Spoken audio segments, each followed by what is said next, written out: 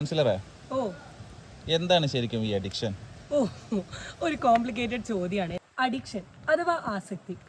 ഒരു വ്യക്തി ഏതെങ്കിലും തരത്തിലുള്ള ലഹരി വസ്തു കണ്ടിന്യൂസ് ആയി ഉപയോഗിക്കുകയും അത് ഉപയോഗിച്ചത് മൂലം അദ്ദേഹത്തിൻ്റെ ജീവിതത്തിൽ പലതരത്തിലുള്ള പ്രശ്നങ്ങൾ അനുഭവിക്കുകയും എന്നാൽ ഈ പ്രശ്നങ്ങൾ അനുഭവിച്ചതിൻ്റെ ഭാഗമായിട്ട് ആ ലഹരി ഉപയോഗം നിർത്താനോ അല്ലെങ്കിൽ നിയന്ത്രിക്കാനോ പറ്റാത്തൊരു കണ്ടീഷനെയാണ് നമ്മൾ അഡിക്ഷൻ എന്ന് പറയുന്നത്. നമ്മളൊക്കെ നമ്മുടെ ഒരു ചെറിയ പ്രായത്തിൽ ഏകദേശം ഒരു 18-16 വയസ്സിൽ ഒരു സ്കൂൾ ലൈഫിൻ്റെയോ കോളേജ് ലൈഫിൻ്റെയോ ഒക്കെ ഭാഗമായിട്ട് ഒരു രസത്തിന് തുടങ്ങുന്ന സാധനമാണ് ഈ മദ്യപാനം അല്ലെ ലഹരി ഉപയോഗം. പക്ഷേ എന്താ സംഭവിക്കുന്നതെന്ന് വെച്ചാൽ കുറച്ച് കാലം കഴിയുമ്പം നമ്മളിത് കണ്ടിന്യൂസ് ആയി യൂസ് ചെയ്യാൻ തുടങ്ങും.